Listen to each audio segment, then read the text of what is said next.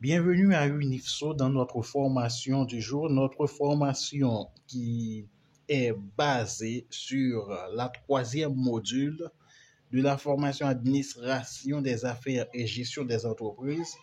Dans cette formation, nous allons parler de la comptabilité.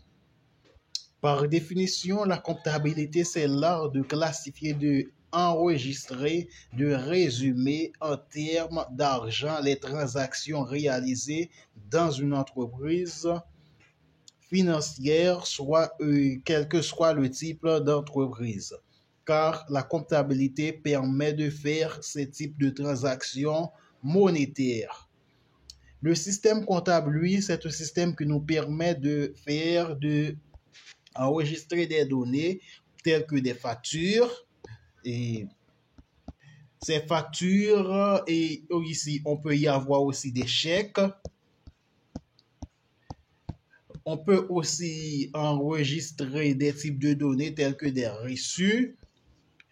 On peut enregistrer des reçus et ainsi nous pouvons enregistrer des paiements, les paiements du salaire. Et il y a d'autres choses, nous pouvons enregistrer tous les différents types de monétaires dans l'entreprise. Maintenant, pour créer une entreprise, pour installer un système de comptabilité dans une entreprise, il faut y avoir les 7 points suivants. Premièrement, avoir des connaissances de l'entreprise. Deuxièmement, deuxième point important, il faut faire la préparation d'une liste des paiements, des entrées, des sorties d'argent, etc. C'est-à-dire, et enfin, la troisième position, il faut faire, ce qu'on parle d'un effort, c'est-à-dire, il faut faire un rapport. Ce rapport qui montre les différentes monétaires de l'entreprise. En quatrième position, il faut préparer le catalogue des comptes de l'entreprise. Et en cinquième position, il faut faire le dessin des différents rapports, c'est-à-dire il faut faire le tableau qui représente le rapport financier monétaire de l'entreprise. Et enfin, en sixième position, nous avons maintenant, il faut préparer les différents livres comptables que va utiliser cette entreprise.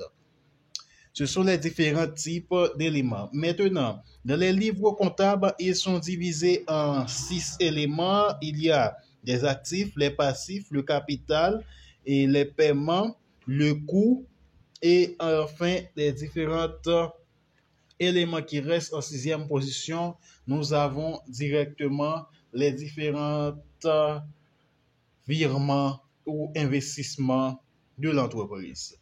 Maintenant, les comptes d'actifs sont des comptes tels que l'effectif, les caisses générales et petites caisses, caisses populaires, etc. Et pour ne pas rester dans cette partie, vous allez retrouver un document qui vous parle des différents types de caisses, des différents types de comptes dans une entreprise. Passons directement à la phase plus avancée. Comment enregistrer les données dans une entreprise?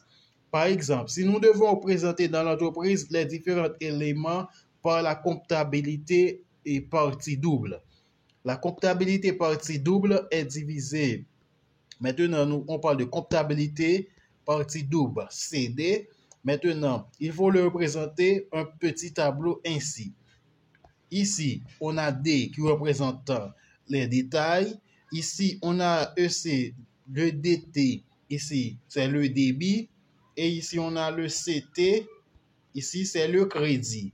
Maintenant, si le compte que nous allons entrer, c'est le compte pour payer,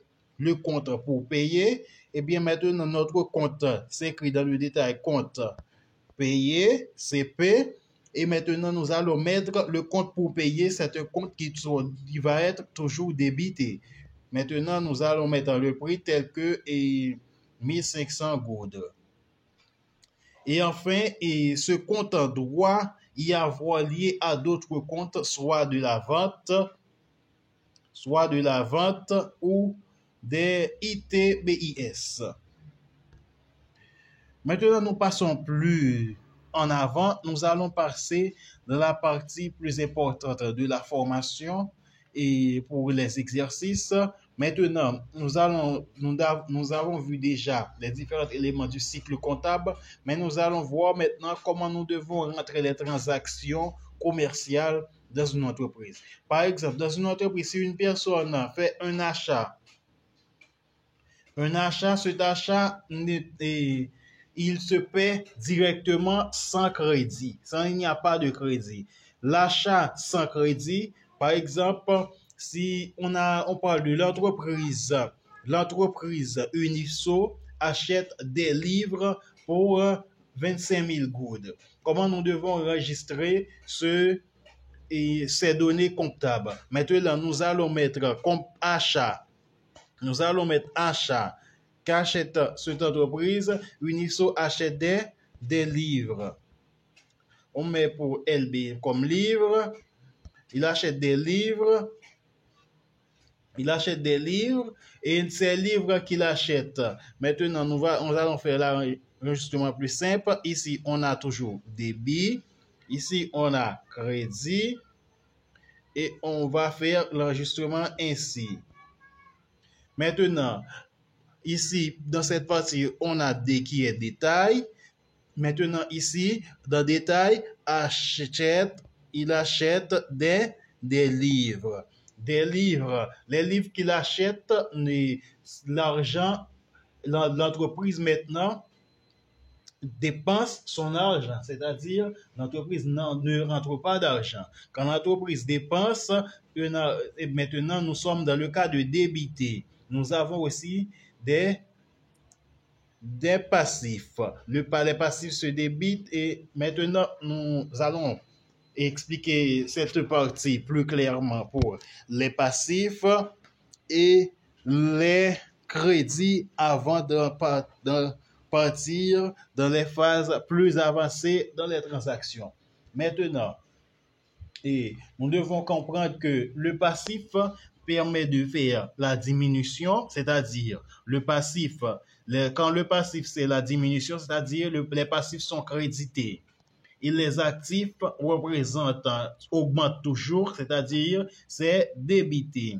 Maintenant, ici, si l'entreprise achète des livres, ces livres qu'il achète, on va débiter parce que ces argents, ce sont des actifs. Mais si l'emploi de l'argent, emploi des choses, ce sont des passifs. Ces passifs, et on va le placer dans crédité. Maintenant, nous continuons. Maintenant, ces 25 000 goudes sera dans la partie débitée. On va mettre 25 000 goudes. C'est 25 000. Maintenant,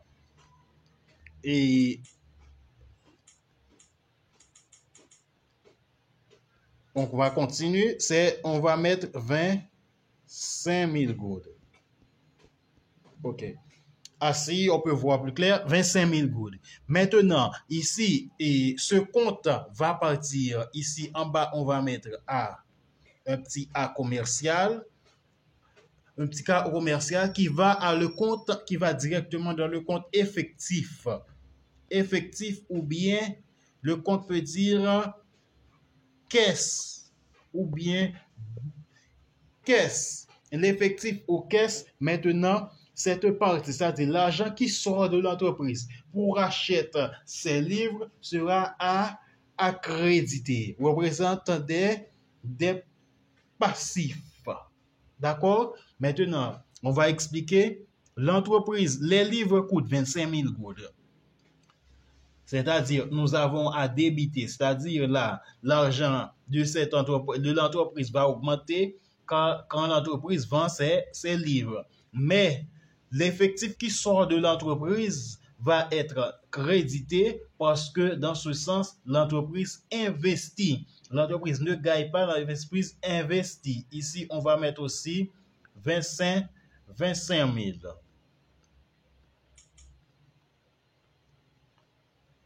On va mettre aussi 25 000. 25 000. Ici, en ce sens, nous avons notre tableau de comptabilité pour les achats. Mais, d'autre part, si la banque ou l'entreprise achète avec crédit, dans ce sens, on va mettre l'achat va être toujours dans débité, mais on ne va pas utiliser effectif ou caisse, on va utiliser un compte pour payer, c'est-à-dire un compte pour payer. On ne va pas mettre effectif, on va mettre compte pour payer qui va être crédité. Maintenant, la deuxième partie, si l'entreprise fait des ventes, si l'entreprise fait des ventes, les ventes, maintenant, qu'est-ce qui se passe? S'il paie normal, maintenant, on va y avoir effectif, c'est-à-dire caisse. On va y avoir caisse et qui va être débité. Et après, on va y avoir vente, lui, qui va être crédité. Mais si dans les ventes, l'entreprise lui-même paie à crédit, c'est-à-dire il paie à crédit, dans ce sens, nous aurons la vente avec une compte.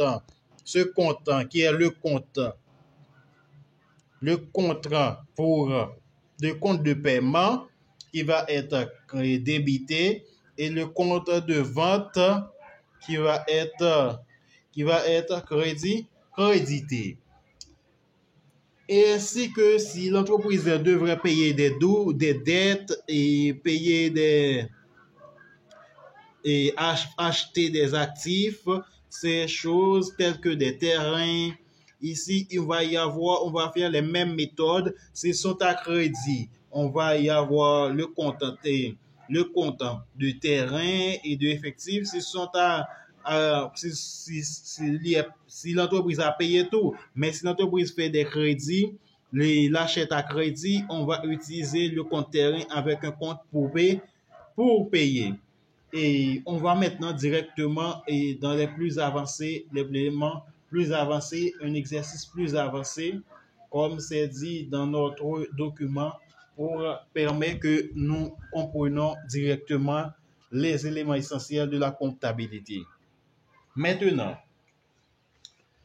nous allons vous montrer comment faire les enregistrements des transactions dans le journal général.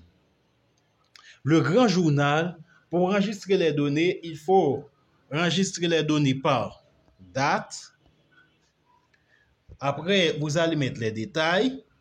Et enfin, vous allez mettre le numéro du compte que vous allez retrouver dans le document que vous allez retrouver. Enfin, après, vous allez mettre l'auxiliaire. L'auxiliaire, lui, qui dit la description du compte. Après l'auxiliaire, nous avons les débits et les crédits.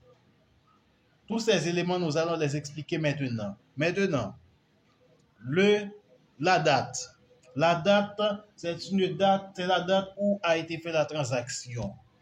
Deuxièmement, le détail. Le détail, si c'est de l'achat à crédit, l'achat complet avec de l'argent cash ou bien de la vente, ou bien du paiement, ou bien de l'emprunt. Et enfin, nous avons le numéro du compte. Le numéro du compte, vous allez le retrouver dans le document qui a les listes des comptes. L'auxiliaire. L'auxiliaire, c'est la partie qui permet d'expliquer le compte. C'est-à-dire, vous expliquez les différents éléments tels que les éléments qui participent, les éléments qui font partie. Par exemple, si on fait des achats des livres, achat, vous allez mettre achat qui sera de la partie détail. Maintenant, au auxiliaire, vous allez mettre l'entreprise fait d'achat des livres de telle catégorie, de telle catégorie. Et enfin, nous avons le débit que vous écoutez que le débit, vous devez l'utiliser seulement dans le cas des actifs et le crédit s'utiliser seulement dans le cas des passifs. C'est-à-dire dans le cas où l'entreprise augmente de l'argent, dans le cas où l'entreprise perd de l'argent ou fait de prêt de l'argent. Maintenant, et comment passer au cahier général? Pour faire passer dans le cahier général, mais pour plus comprendre ces éléments, nous allons passer directement aux exercices dans le document que nous avons donné dans le groupe pour l'administration des affaires et gestion des entreprises. L'exercice A, premièrement, la première partie qui parle de dépréciation fiscale. La dépréciation fiscale, c'est un domaine qui nous permet de savoir si nos objets, c'est-à-dire nos marchandises, que possède l'entreprise, quel sera leur prix dans 1 an, 2 ans, 3 ans, après, si ces marchandises restent dans l'entreprise. Maintenant, comment nous pouvons calculer la dépréciation linéaire? Et si dans une entreprise, l'exercice 1, on va le faire, l'exercice 1. Dans une entreprise, nous avons déjà un équipement, nous achetons un équipement pour 100 000 euros. 100 000 euros ici, on a déjà le coût qui est de 100 000. 100 000. Maintenant, après le coût, nous avons déjà la durée de vie est de 10 ans. La durée de vie est de 10 ans, c'est-à-dire et sa vie utile. Si la durée de vie est de 10 ans, nous avons déjà la vie utile et la valeur résiduelle. La vie utile qui est de 10 ans, la vie utile ici en ce sens qui représente par P qui est de 10, et nous avons la valeur résiduelle V, la valeur résiduelle, ce qui est la valeur réelle qui c'est R, représente déjà à 10 000, et exactement, représente déjà à 10 000. Si on représente déjà à 10 000, comment nous allons faire pour retrouver la dépréciation annuelle? Nous savons que la dépréciation est égale avec le coût moins la valeur réelle divisé par la vie utile. Maintenant, qu'est-ce qu'on allons faire? Nous allons faire le C moins R.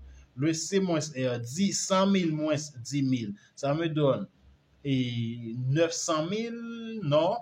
Si nous avons 100 000 moins 10 000, nous resterons 90 000. Nous resterons 90 000. On va voir maintenant C moins ça. Nous allons avancer. C moins R nous donne 9, 0, 1, 2, 3, 0, 90 000. Et maintenant, le tout va diviser par 10. Nous divisons par 10, éliminons un seul 0. Maintenant, nous avons notre dépréciation qui est égale à de 9 000. La dépréciation de cette entreprise pour son équipement est de 9 000 euros. Ainsi, vous allez faire les exercices 2 et 3. Maintenant, comment nous devons faire pour calculer les fournitures de bureau? Les fournitures de bureau se calculent ainsi avec cette formule. Les fournitures de bureau, pour calculer les fournitures de bureau, maintenant, nous devons savoir exactement, c'est-à-dire des choses plus importantes pour calculer les fournitures de bureau, et nous devons savoir prendre les matériels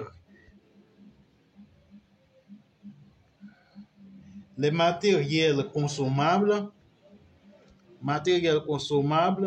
et on va faire la différence entre eux directement avec l'inventaire. Comment nous devons identifier ça? Maintenant, les matériels consommables, qui sont ces matériels? Les matériels consommables qui se représentent dans l'exercice donné de une valeur de... Dans l'exercice donné dans le document, nous avons ces matériels. Si nous calculons, nous avons une valeur de 70 000. Et après, nous avons des valeurs de 300 plus 1000 qui donne 1300 plus 200 qui donne à 1500, 1500 et etc. Nous avons aussi 1500. Ces valeurs de 1500. Maintenant, nous voulons trouver l'autre valeur qui représente les valeurs et que nous devons trouver maintenant, c'est la différence entre 70 000 et 1500. Lorsque nous enlevons 1500 dans cette valeur, nous allons retrouver directement ce qu'on est en train de chercher, qui ce sont les matériels de bureau. On continue directement. Comment nous pouvons faire pour calculer les heures supplémentaires? Les heures supplémentaires est une valeur qui se calcule avec la valeur 23.83 qu'on va expliquer sous peu.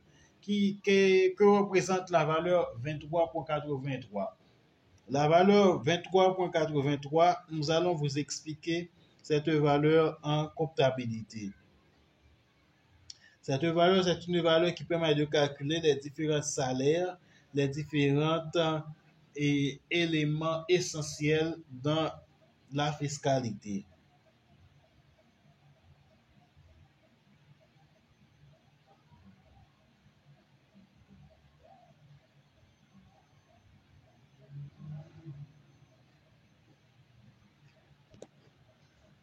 OK. Ce résultat se calcule ainsi. Nous allons vous expliquer un peu et écouter un peu. Nous allons vous expliquer d'où vient la valeur 23.83. Mais quelques mois ont une durée de 4.5 et jusqu'à 5 semaines. C'est-à-dire, nous allons calculer, c'est-à-dire les mois, chaque mois ont une durée de 4.5 à 5 semaines. Le facteur 23.83 résultera la période des jours ou dans un an de travail d'une personne pendant chaque mois. En appliquant les limites de la journée de travail de l'article 147.2 Code du travail qui sont nécessaires, les paramètres objets nous donnent cette valeur. Maintenant, comment nous devons y avoir les calculs? C'est-à-dire, ces calculs ont été faits à la base des nombres de jours de travail. Maintenant, nous allons passer à la phase de démonstration de cette valeur. Démonstration de cette valeur. Nous allons maintenant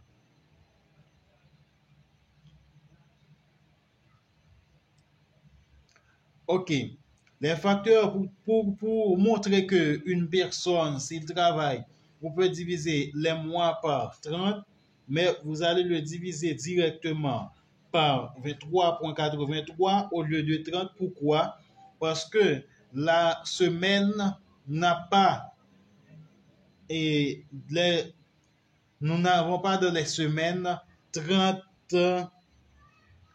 Nous n'avons pas 5 semaines dans un mois exactement. Nous avons directement soit de 4.5, de 5.5. C'est-à-dire, les facteurs 5.5, 15, 30, ils nous permettent de voir les différents règlements du travail d'après le 30 janvier 1952. Et nous avons maintenant les calculs et des coefficients. Nous allons utiliser et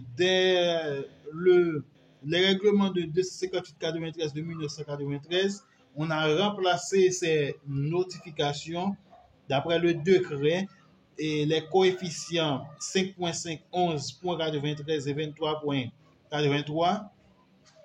On va mettre ces coefficients afin de calculer les différents éléments. Mais il est important de savoir le numéro 23.83 est différent dans chaque pays, car c'est le code du travail qui définit, le code du travail de chaque pays qui définit cette valeur pour calculer les différents impôts de fiscalité. Maintenant, comment utiliser les personnes pour calculer ce valeur? Ils ont dit que dans 8 heures par jour, c'est-à-dire il faut travailler 44 heures par semaine. Par exemple, si la journée de travail hebdomadaire est de 5 jours et demi, du lundi au samedi jusqu'à 12 heures, il est alors logique d'utiliser le facteur 5.5, c'est-à-dire 5.5 pour 5 jours et demi.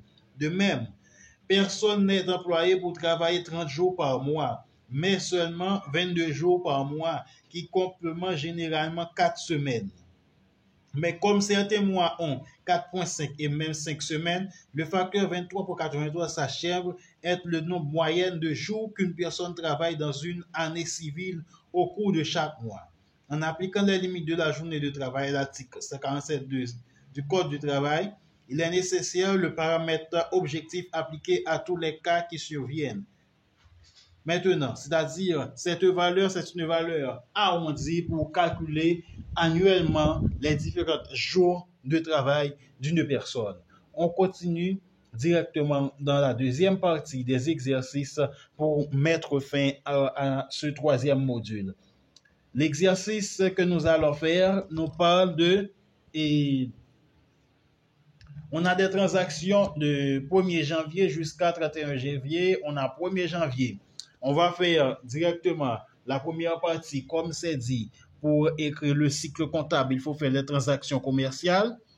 Et deuxièmement, écriture de les livres comptables, ou rapport au grand livre, balance de vérification. Nous n'allons pas parler de cette partie aujourd'hui, etc. Nous allons voir les 3 premières parties.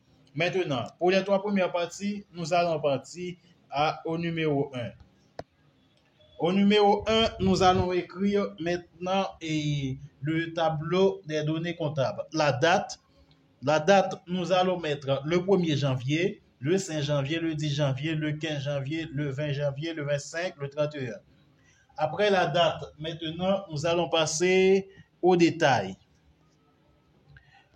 Pour les détails, vous allez dire 1er janvier, qu'est-ce qui a été? Le 1er janvier, nous avons capital initial. Le 5 janvier, nous avons matériel informatique qui a été achat matériel informatique. Le 10 janvier, nous avons vente des produits. Le 15 janvier, nous avons paiement des salaires. Le 20 janvier, nous avons achat de fournitures. Le 25 janvier, nous avons vente de produits. Et le 31 janvier, nous avons récupération de créances. Et après, dans cette partie, nous allons mettre directement le numéro de compte. Si nous prenons le compte capital initial, il y a son numéro qui est déjà enregistré. Nous n'allons pas parler des différents numéros. On va dire seulement le nom des comptes. Le 1er janvier, on a compte capital initial. Le 2 janvier, le compte achat. Le 3, compte de vente. Et le 4, compte de paiement. Le 5, compte d'achat. Le 6, compte de vente. Et enfin, le 7, nous avons compte de créance. Et maintenant, nous avons le débit. Le débit, qu'est-ce qu'on va faire? Dans le débit, nous allons le capital et investi. Investi, c'est l'argent ici dans ce cas et ne sort pas de l'entreprise. Nous allons débiter, d'accord? Nous allons débiter, d'accord? Et comme c'est déjà dit, et le capital